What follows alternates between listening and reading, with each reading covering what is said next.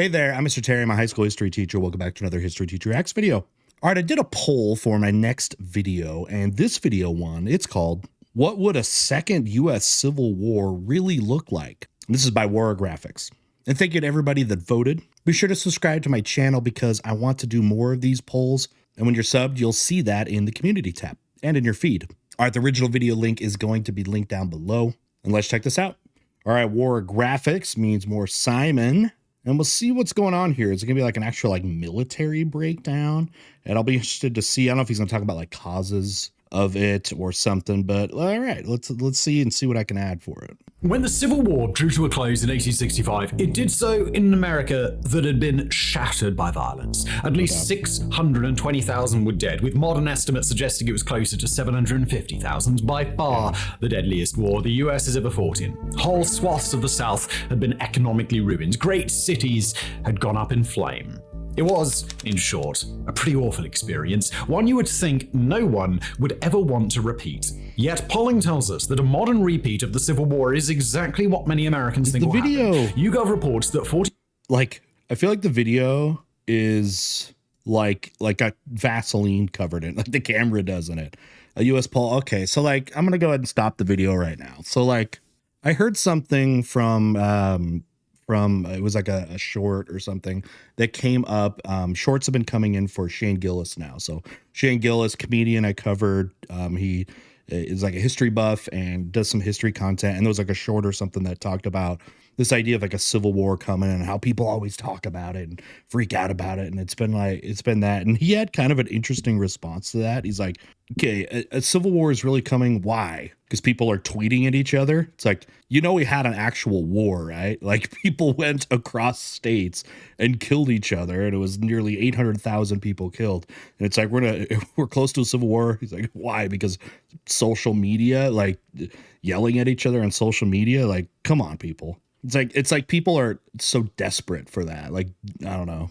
Like they want 43% estimate internal conflict is anywhere from somewhat likely to certain in the coming decade. Over half of self-described strong Republicans and 40% of strong Democrats say it's on the cards. So, with the recent movie Civil War still in theaters, now seems like a good time. Okay, is this thing like cheese? Like, is this movie like satirical, or is it like a grift? Like, I don't know anything on this movie. I've just seen like the trailer and stuff, but is it like a grift in the fact that people, like somebody's trying to take advantage of this like social media hysteria, you know, that's such a small percentage of our, like our population, and just to like make some money off of it? Or is it like a real thing by people that are like, just, I don't know, in these like death cults of wanting a civil war and Armageddon? To dive into this, to ask what a sequel to America's deadliest conflict, or is it like a good film? I don't know. Would really look like.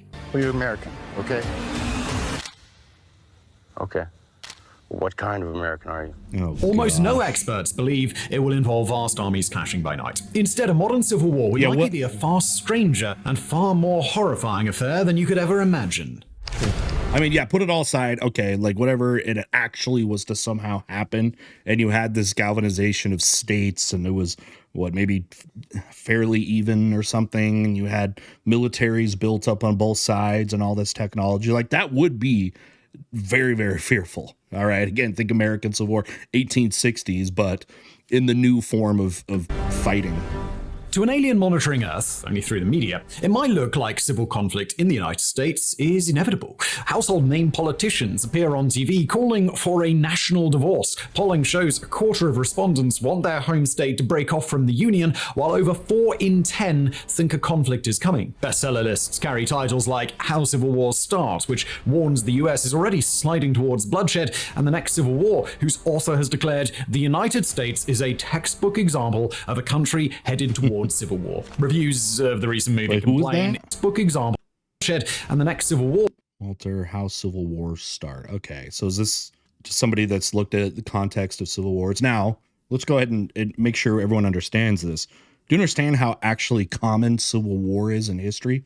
Every country has had a civil war of some kind. Okay, I know it's a little bit hyperbolic to say that, but I don't think I'm very far off. Everybody's had one of some degree of something. It's how nations form as well. whose author has declared the United States is a textbook example of a country headed towards civil war. Reviews of the recent movie complain it's not half as alarming as the real war already underway. In short, a whole lot of Americans seem to feel this will be the decade in which they pick up their guns and set off to murder their fellow countrymen. And it is an assumption we'll mostly be following in today's video as we try to imagine how such a thing might actually unfold. Before we get into that though, we do need to make one thing clear. A massive war erupting in the United States in the near future is incredibly unlikely. Unlike most nations that got inflamed. According to whatever, I would like to see some polls, some correlating polls of those same type of people that also say, you know, like the Armageddon is also going to happen in your lifetime. You know, these other like biblical self-fulfilling prophecies out there, if it's basically the same people. From Sudan to Myanmar, the US is neither in economic freefall, just emerging from dictatorship, nor stuck with an army that often meddles in politics. Right. As The Economist has written, America is not like the former Yugoslavia or other imploding states. No country as sophisticated, modern, liberal, and democratic as contemporary America has ever descended into civil war. So you've already seen in the tone of just how I'm reacting to this, I would be one that would say it's incredibly unlikely for that to happen. All right, hopefully you've picked up on that tone. Nor is the country at an unprecedented crisis point. While Alexander Reed Ross, an academic who studies political violence, has told The Telegraph that a low-intensity conflict could have been feasible amid the lockdowns, riots, and contested election of 2020, things have since simmered down. Historically, the country has weathered far greater periods of division, like the unrest of the civil rights years, without turning into one big battle royale. So I also think that just our system design, like, I know this might sound weird, but I know there's people that, you know, deny elections and all that stuff, but we have a system still that change can happen, right? You get politicians come in and out. We have fairly short terms, right, for leaders, whether it's Congress or it's, you know, for the president, and things move on. Like eventually, like people, it moves on, right? Is this something uniquely different? But like we get a few years ahead of this, and you know, the people that wanted the elections or wants things to be a certain way, like we're going to move on from that, because especially in the United States, things cycle through, right? They cycle through. Politicians come and go, and we have a way that, you know, people aren't going to be able to serve multiple terms and establish like these like dictatorships and stuff. We have term limits, you know what I mean? Where it's not going to set up, like you're not going to have some election that's going to set something up that's going to last decades as far as like one group or something in power. There is no historical context in the United States for anything like this. And I do think it's hyperbolic to think that if someone is looking at it cynically that way, because I also feel like those might be people also that fall into conspiracies and again, self-fulfilling prophecies. And you could see them have these same ideas in a larger context of how they view the world in general. Oh, yeah. Take everything you hear about an upcoming American conflict with a whole shaker of salt. The point of this video is mostly to run a half fun, half serious thought experiment, not to suggest that you should go out right now and stock up on ammunition. That being said, there are enough signifiers to suggest something is rotten in the US body politic that makes pondering a second American Civil War seem relevant in a way that pondering a Canadian or Australian one just isn't. Here's something interesting too, because I think a lot of people that would also be talking about us being on the brink of a civil war are also completely illiterate of foreign politics and how, they showed a clip of one guy yelling a few seats down at some other politician. Do you know how common that is in a lot of other countries to have very, very outspoken and aggressive types of conversations within these seats of power? Ours is very tame compared to so many places out there. I know it sounds loud because of social media and all that stuff, but other countries are going to look and be like, you guys actually, it's very peaceful and tame as compared to how it is in so many other countries. In the Trump years, The New Yorker interviewed Keith Mines, a guy who'd worked for the State Department navigating multiple civil conflicts around the globe. Looking at the US, even pre-2020, Mines concluded there was a 65% chance Americans would be fighting one another on the battlefield within 15 years. Oh my gosh. Although an outlier, his number wasn't the only startling one floating around. In 2017, Foreign Policy asked groups of national security security experts to rate the chances of an upcoming internal conflict and received a chilling average of 35%. In explaining himself, Mines gave a list of 5 conditions he felt many countries experienced before fighting started. To quote him, entrenched national... Okay, so yeah, this is where I'll be looking at it. If these people are going to make these arguments but do it from a historical context, then okay, I guess we'll see it. But again, so many of these civil wars, they don't come from fairly stable positions like the United States is socioeconomically. Yes, things might be hurt, a little bit to what it used to be like in some stages, but civil wars often come from complete disasters, right? Economically, whatever it is. And the United States is not even close to being that.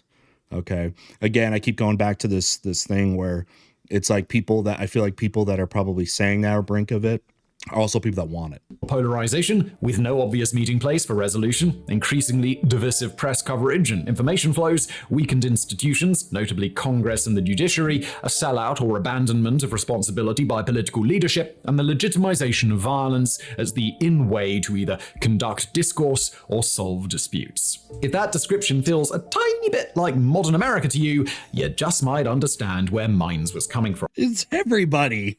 The transnational polarization, no obvious meeting place for resolution, increasing divisive press coverage and information flows, weaken institutions, notably Congress and the judiciary, a sellout, abandonment of responsibility, political leadership, and legitimization of violence as in either way to conduct discord or solve disputes.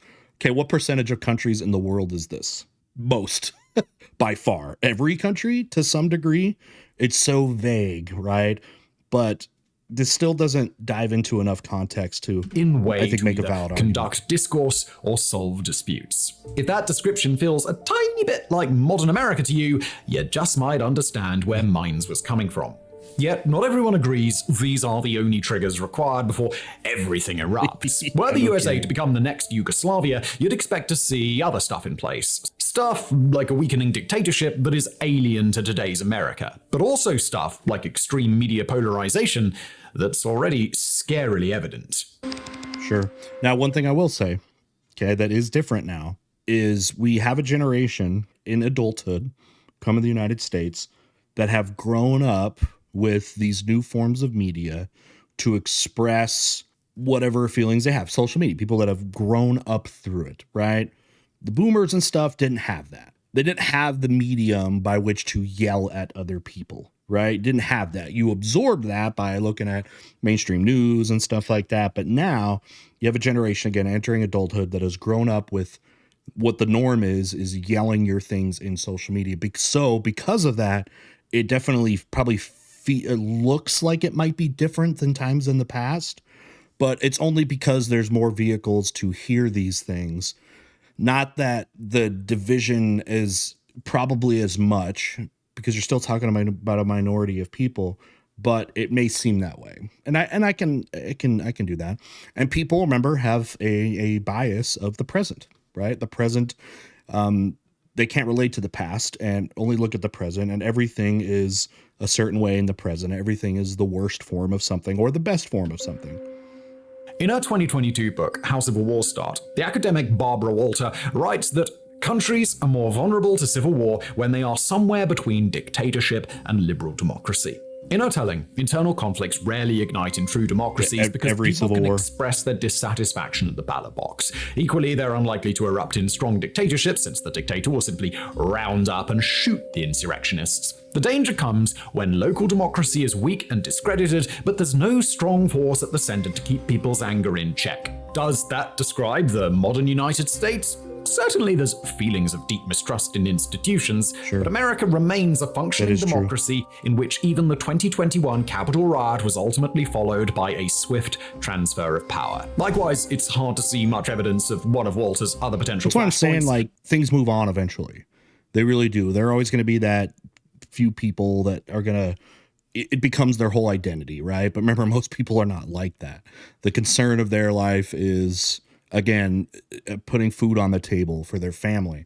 And it's that when that's become completely impossible, that you can start to see, organization of revolution or something like that.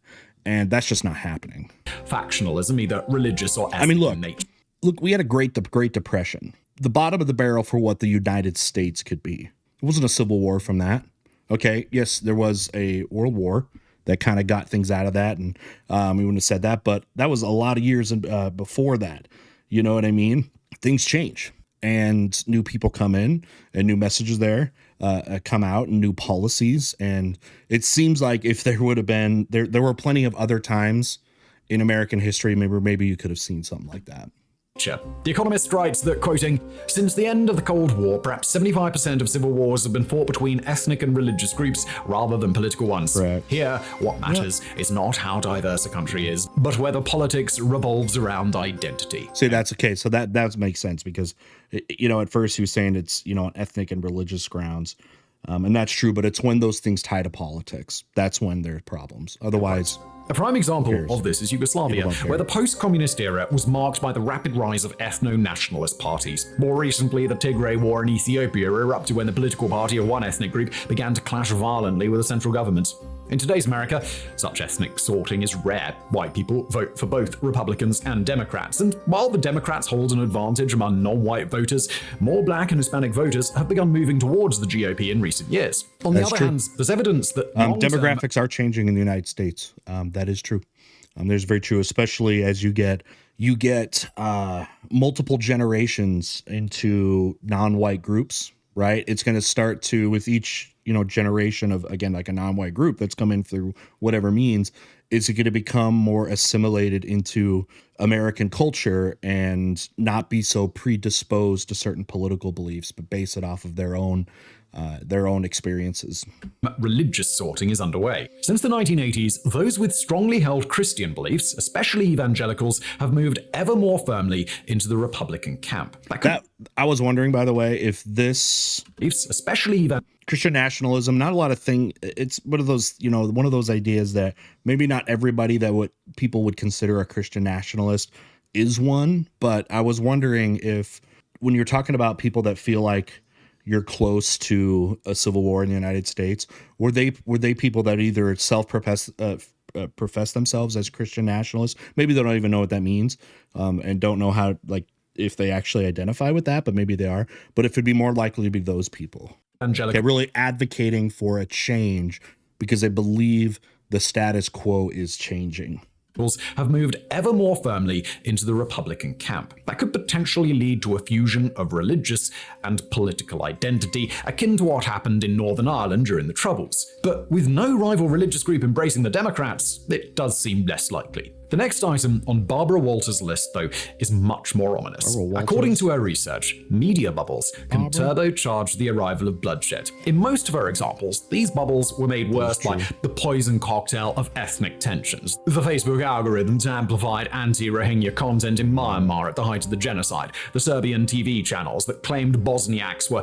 literally feeding Serb babies to lions in Sarajevo Zoo. But while ethnicity and religion aren't playing such a large role in today's America, you don't have to look very hard to find grotesque claims on social media.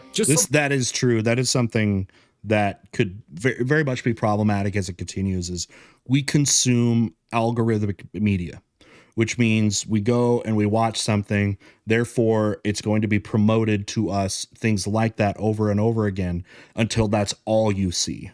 And when that's all you see, you're going to think that's what reality is. So the thing that's happening right now is that social media, you know, and just media in general, is changing because of algorithms, and people are consuming that more and more algorithmic media. But what's not keeping up is social or media literacy. The skills to know how to identify things that should normally would be red flags, right?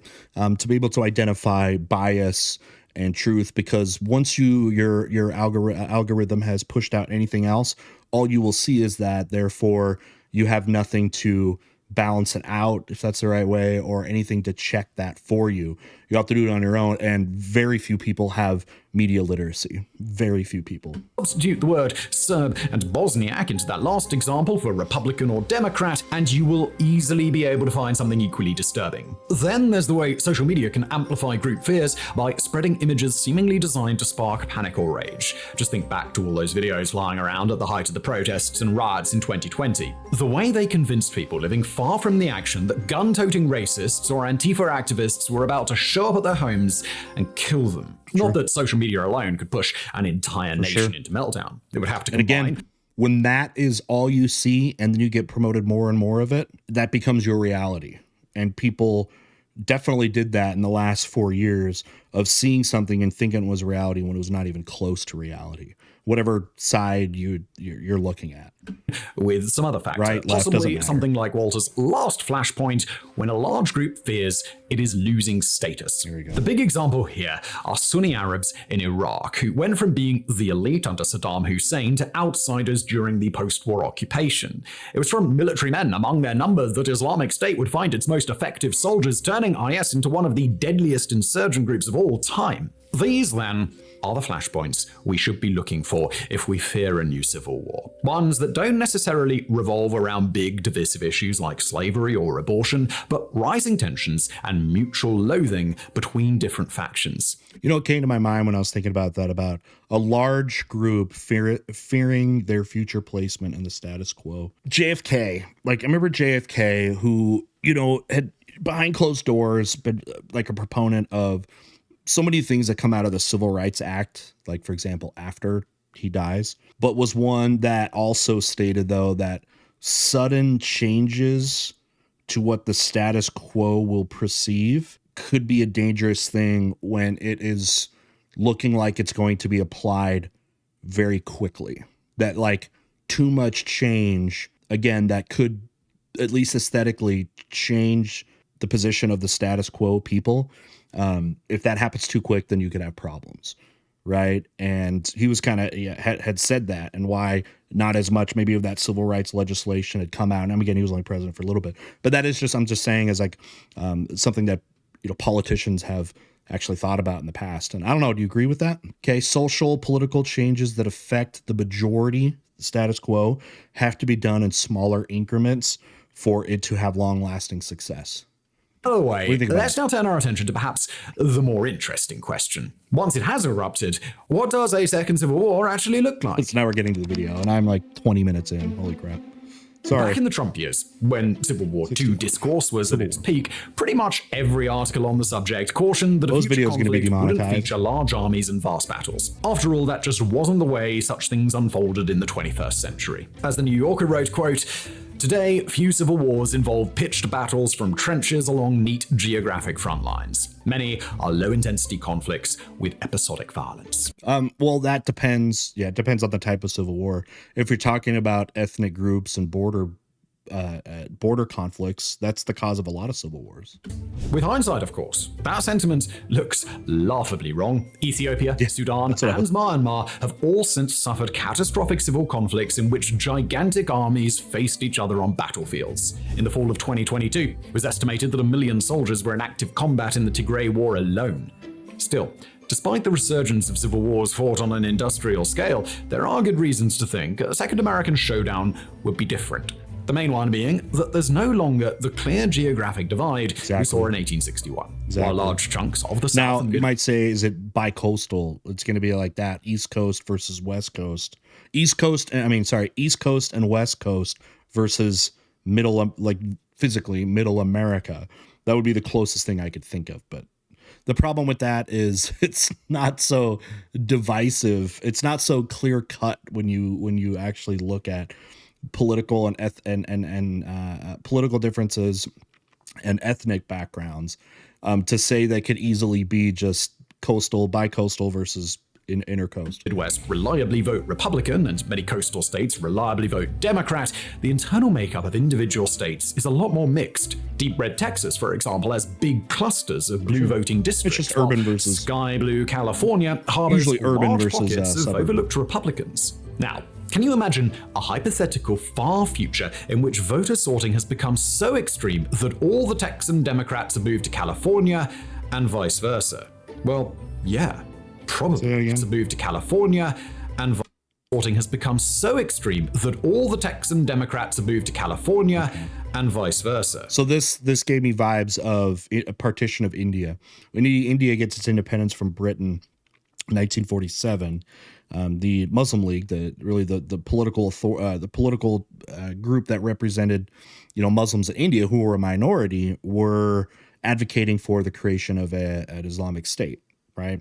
And that ends up becoming Pakistan. It's something that happens. But that also required a migration of 10 million people at least. 10 million people at least migrated because of that, and probably 1 million people died in violence during that migration. So one of those things was like, it's great on paper, but impossible to actually like make happen. Well, yeah. Probably. But right now, the geography is a lot more muddled than it was in the run-up to 1861. All of which is why the smart money is still on some sort of insurgency as the more likely option. As to what that insurgency would look like, well, history offers us a couple of useful models. But the one thing experts stress is that we, in all likelihood, wouldn't see it coming. Before most conflicts you already see migration. There's a lot of migration happening within the United States right now.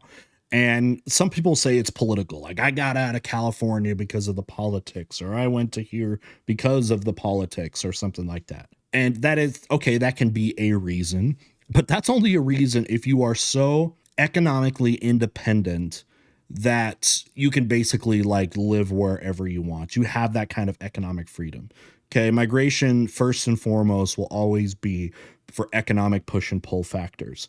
And that's what would have to happen if you actually start, I think, if you start to actually see geographic areas that have a concentration of certain political, specifically United States political groups, for that to happen.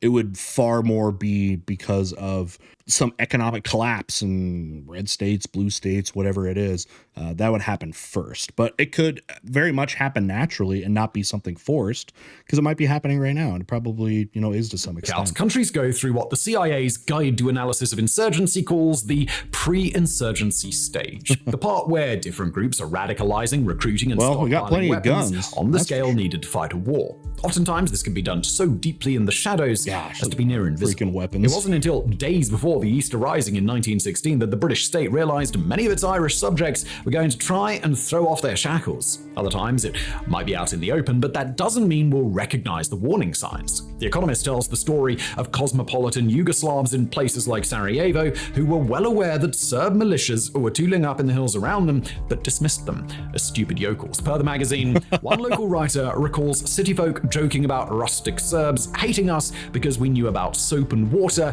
and wearing clean socks. Of course. So they underestimated those slack-jawed Serbian yokels or whatever that they're referring to. Is that something that could be happening here, that they're not taking seriously the whatever people that are in doomsday mode? That dismissiveness quickly changes once the spark is lit and the insurgency moves into its active phase. Speaking to The Telegraph, political violence researcher Alexander Reed Ross suggested the 2024 election as such a potential spark. But not just because of the threat of MAGA warriors taking up guns and attempting to restorm the Capitol. According to the paper, Ross believes that left-wing groups may also now tool up if trouble flares again. He fears the growth of American versions of far-left groups like Italy's Red Brigades, which killed nearly 50 people in kidnappings and robberies during the 1970s and 80s. There is basically no organized far-left movement in the United States. That's the thing that would have to happen. And when we mean far-left, I'm actually talking about not like left American left liberals or something like that. I mean actual far left people. That does not exist. Okay, that does not exist, because despite what we like to think the divisions are of left and right in the United States, the most important things for a country are still agreed upon in the United States between parties. Okay, both are capitalistic, and I know you might say, "Oh, lefts aren't capitalistic." American leftists are capitalistic and support that, and our foreign policy is also historically been a non-bipartisan issue. So when you have the foreign policy and again a whole economic structure that's agreed upon, you have to have such a large group, whether it be far right or far left, like to be able to take down the status quo of the United States. Do you understand how almost impossibly large that would have to be? In this telling, the spectre of police brutality from 2020 sent certain left-wing activists into a traumatic spiral, one which has nurtured a buried sense of grievance, Look which how that could went be reactivated if Republicans sweep to power. They quote Ross as saying, "I do worry that if Trump gets elected again, it could spawn new left-wing formations who will not be constructive at all." But, okay, do it the other way. Okay, it says, I do worry that if Trump gets elected. If he doesn't, does that mean that you're going to get an amplified version of the reaction of 2020? And if that's the case, which movement, okay, if we want to call it this far left, if we want to define it as far left, far right, whatever, actually has the capability to actually instigate a civil war? I don't think either do. But if you, which one would? Okay, because both have failed. His comparison and both of have today's- had times to do that with left protests, if you want to call it that, which whatever. It's not really about certain things, racial issues or whatever.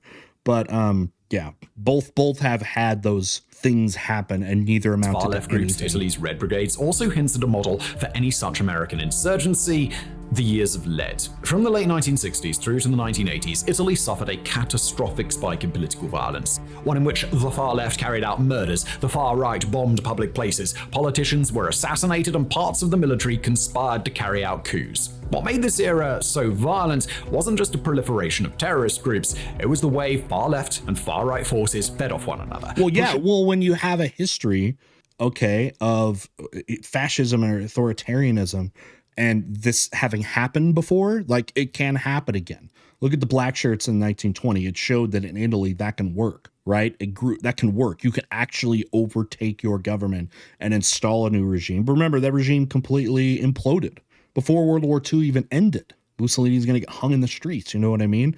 Like, there's precedent. Countries that have had this happen before are probably more likely to have people attempt it again at least a somewhat of a significant level. Pushing one another to gruesome new heights. Foreign policy describes the dynamics this way: as the left grows more militant, influential, and strident in its demands, the right tries to inflame social tensions rather than diffuse them. In the years of lead, that inflaming of social tensions included... But is that... Man, I feel like I'm stopping way too much. Oh my gosh, we're over half an hour in. Do you have to define these by left and right? I mean, in my mind, wouldn't it be both ways? It would work? Far right versus far left. It's just when things grow more militant, or, you know, the situation grows more militant, influential, and strident in their demands. And that's regardless of political affiliation. There's always going to be a counter protest, right, of some kind.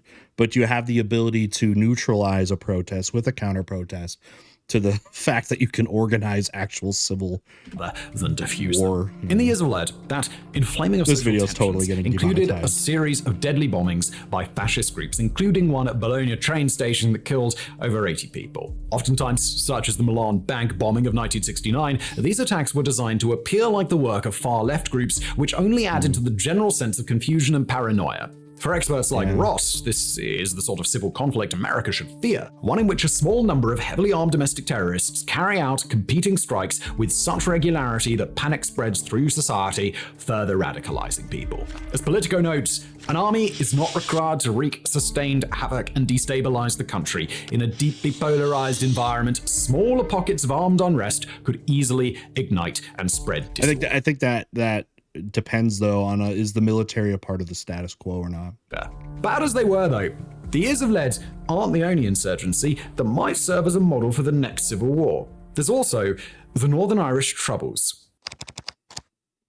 I've actually had a bunch of things suggested to me recently by my Irish viewers about covering the Troubles, and I haven't really done it because I know very little, so maybe I can learn a little bit here.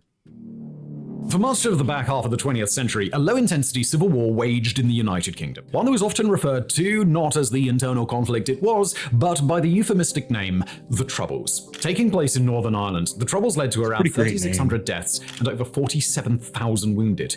In the 3 decades it lasted, there were no set-piece battles, no Northern Irish Gettysburg. Instead, armed groups like the Provisional IRA and the acts, I UVF waged underground war via atrocities. Every day brought new tales of assassinations, terrorist bombings, kidnappings, as well as murder by the British security forces. The fighting How much civilian activity was in this? Was this an example of groups that actually tried to avoid civilian activity and just tried to, target their opposition?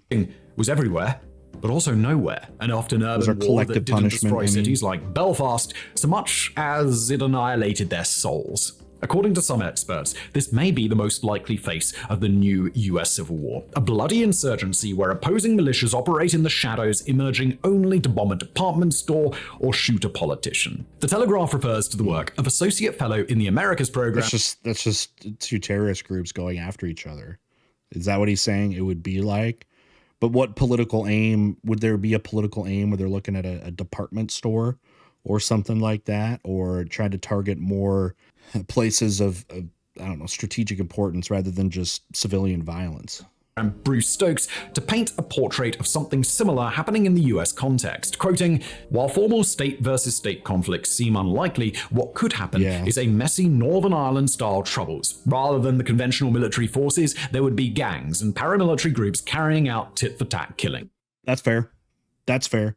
Because paramilitary groups already exist. You see them all the time. You can see them, you hear about them, you'll see them at protests, arm themselves, or in riots or something like that.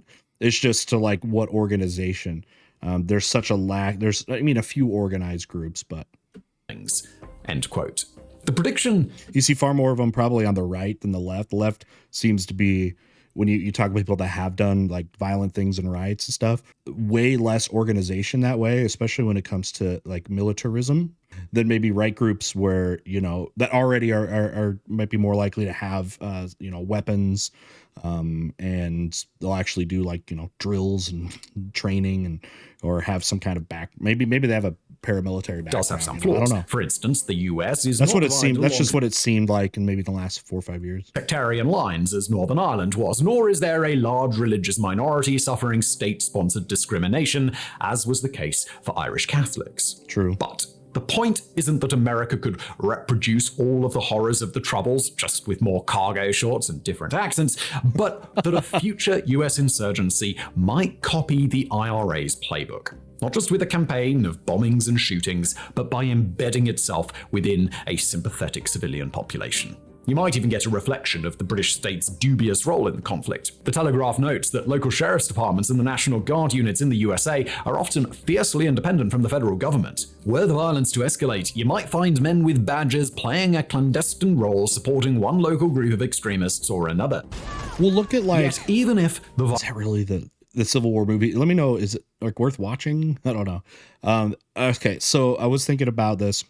Some of these, again, these civil conflicts, especially ones that turn into militarism, can find themselves right after other military conflicts. You know what I mean? So like, okay, I just talked about Italy with the black shirts, with Mussolini. Those guys were former soldiers like he was, right? And then you get like the Russian Revolution and the Civil War that comes after that. A lot of those guys were Russian World War I veterans, right? So these are people that already have military experience, military organization, and could do that, and it can come from the military, former military. So it's like for the Civil War or something, if that was to happen, what would be the role of the military? Would it actually be like pick a side, or whoever is in power, are they able to utilize like the whole military, United States military? That happens, there's not going to be a civil war. That's just going to be a military police state. You know what I mean? Because how could you counter the actual American military? So it's like, for whatever civil war this is going to happen here, you'd have to either somehow get the U.S. military on your side, or somehow have this like the Troubles were here, and where it's more like civilians going after each other, but then the actual like military for the United States military would stay out of it. And it seems like that would not happen. You would get state of emergency and just like, again, it'd be like military police state. Violence were to reach levels comparable to the Troubles, it's doubtful that many Americans would wind up having direct experience of it. Northern Ireland is a small place, with a population during this era of barely 1.5 million. Even so, the majority of people, especially those living outside hotspots like Belfast, never experienced any violence firsthand. The book, Troubled Geographies, talks about how deaths were concentrated in certain parts of Northern Ireland, which meant that the traumatic impact of the conflict was disproportionately felt by relatively few communities. This is what a comparable American insurgency would be like. Something that 90% of people wouldn't witness with their own eyes, but via TV and social media. And because we live in an algorithmic world, that is what you would consistently see and only see pumped into your feeds, and you would build that up as a reality. Not when in fact that this would lessen the impact, though.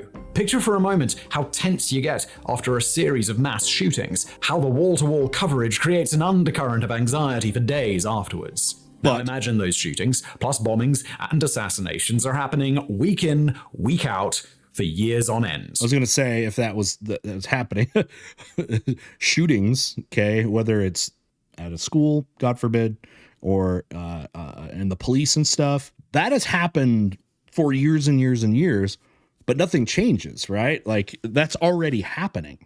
That's already happening.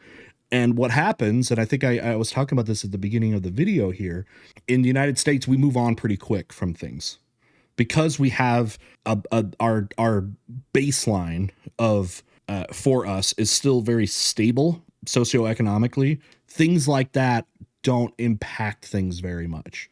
We still go back to our normal lives, which is still something we can survive on, and it's not just complete chaos and unsustainable. Or broadcast on TikTok and X by insurgents who want you to see and be terrified by their violence. It would be a psychological war, a war designed to leave you exhausted and numb, one that you could never be certain wouldn't hit your hometown, your community, your family, when you least expect it. Well, and that will take people in one of two directions, either aggressiveness or apathy. And I think we see that. Don't you know plenty of people, maybe you are too. I mean, if you're watching this, I don't know where you would fall on that between, is all of this stuff, this rhetoric that's happening over the last few years, has it either radicalized you, maybe you don't realize it or not, or at least activated you more, or are you becoming more apathetic? It's like you go down one route or the other, right? Sounds pretty grim. So eventually you might just be like, I don't care anymore. I don't care. I'm just going to tune out and go on with my life. Doesn't it? And the worst part could be how long such an insurgency might last. The years of lead ran for over 20 years. The Troubles continued for 3 decades. But if you think these models of conflict sound bad enough, be warned that there are some who think a future American implosion could be even worse. Rather than a low-intensity conflict or a long-running insurgency, these analysts predict something far more horrifying. The worst-case scenario. The collapse of the United States into pure anarchy. The worst-case scenario is horrible to think about. The United States Civil War in the 21st century. The worst-case scenario is about as worse as you could possibly think about, because it would completely it could destabilize the whole planet. Okay, what's he got?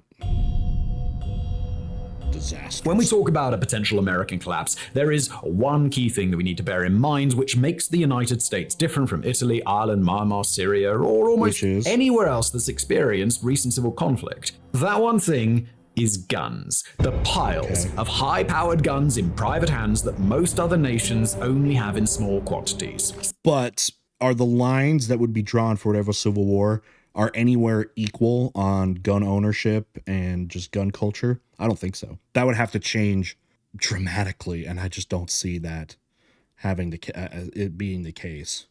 Because don't you think that the lines that would be drawn are already drawn upon people that are much more into gun culture than people that aren't? People that want to, promote and continue the protection of firearms protections versus people that want to maybe make them more difficult to do that, or more censored or more regulated.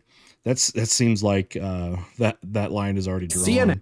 And for a civil war to be a big deal, you think you'd have to have, if it's going to be a civil war that actually lasts a while, would have to be a lot more balanced. And I just don't think it is. And estimates there are 393 million privately held firearms in the US. As the network notes, that's more than one per person. It's also more than in perhaps any society that has recently collapsed into internal conflict. This potentially creates some interesting outcomes. Rather than have to go underground and become experts in bomb making and gun running, potential insurgents already have a lot of the kit they need to cause mass casualty events. Equally worrying, their opponents can easily buy the exact same weapons if they wish to exact revenge.